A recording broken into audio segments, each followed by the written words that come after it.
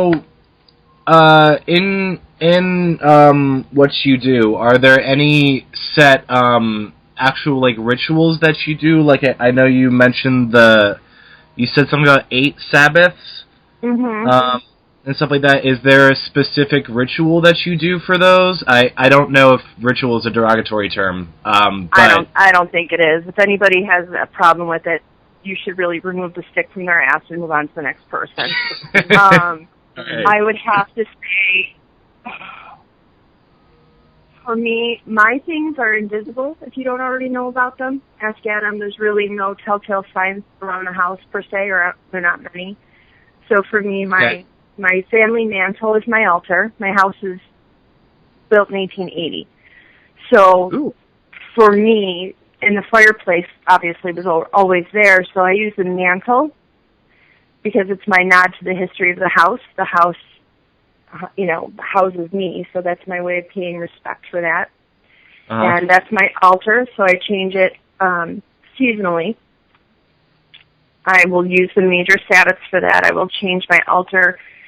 There'll be different vines on it. There'll be different stones on it. I'll change out my candles. Okay, that's cool. Now, was there any certain amount of... I know you said that when you started having your family, you started, researching everything. Was there a resource for you that specifically talked about certain rituals that were available to you? No. The other interesting thing is I started getting approached by... We lived in a part of Buffalo called Riverside, Black Rock and Riverside, and I didn't realize this till after I had moved, right before we had moved. It apparently has the highest concentration of people. Like, we're mostly drawn over there for whatever reason. Now, do you have your own specific theory on why Riverside, Buffalo has a very high concentration of, I would say, gifted people, I guess? Oh, yeah. They're not all gifts, sweetheart, trust me, but yeah. I feel like we must have had a concentrated group of people that originally settled that little area. There's a different energy.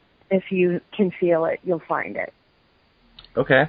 And when you say you feel this energy, do you feel it in your body, physically? Is it more of like a spiritual thing?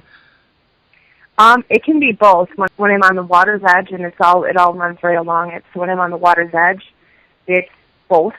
It's very spiritual. It's very physical. And it's physical. It's both. When I'm over on the certain side of town, it's very noticeable for me. Now, just one more question. Getting back to really the research that I've been doing. Now, everything that I've read, I tend to think that it's a lot of Wiccan inspired. Considering there's a lot of circles involved with chalk. A lot of the stuff I've been reading involves a lot of movement. We call them in-harmony dances. Pretty much movement that comes organically from you. It should come from the inside out. And it's pretty much how the universe and how, for lack of a better term, the spirits want you to move. That's called an in-harmony dance. Yeah, it flows through you. Pretty marvelous. Yeah, and so, have you ever had anything like that happen to you? Oh, yeah. Yes, I absolutely have. It is, it's pretty intense. Most often, my older brother's no longer around, but we would have bonfires. He lives in the country, so we could get away with a whole lot of shit.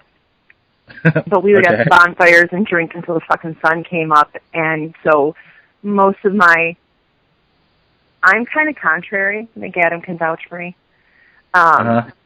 You really are not supposed to mix, you shouldn't mix alcohol with any type of that thing.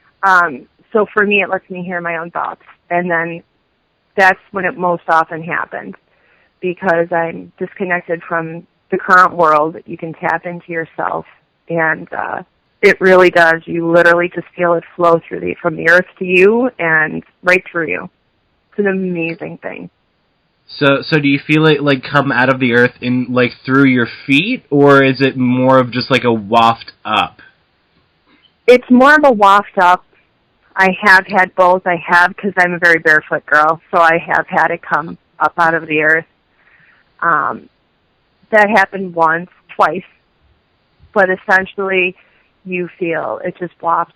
It's almost like if you've ever been to a bonfire on a chilly night, it's when you say you're walking through, and it's that moment where you walk into the warmth. That would be the closest physical sensation, where you can feel that warmth sort of swirl around you. The air, the sun, all of it. All right, that's perfect. All right, well, I just want to thank you so much for taking time out of your day to speak to me about You're welcome, this. and I hope from now on you won't be quite so formal, because it's really unnecessary. I'm sorry. No, I understand it's all in the name of research. However, beyond the research, it's not necessary. Always make sure you say hello to me, and always never leave my house without saying goodbye.